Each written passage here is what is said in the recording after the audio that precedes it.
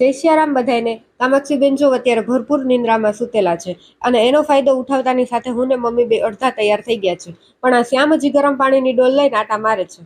અને આ જોઈ લ્યો, આપણા આ ભાણીબેનનો આ પ્રસંગમાં આવવાનો મેઇન મકસદ તો એના લગ્નની કંકોત્રી વિતરણનો જ લાગે છે.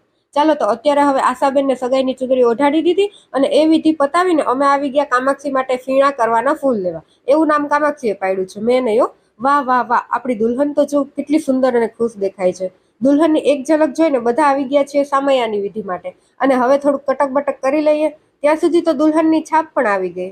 અને હવે ફાઇનલી દુલ્હન અને વરરાજા બે સામસામે આવી ગયા છે અને બે એકબીજાને હાર પહેરાવાની વિધિ સંપન્ન કરી નાખી છે. હવે એક બાજુ કામાક્ષીબેનનો જમણવાર ચાલુ થઈ ગયો છે તો બીજી બાજુ લગ્નની વિધિ શરૂ થઈ ગઈ છે. પછી અમે બધાએ પણ પેટ પૂજા કરી લીધી.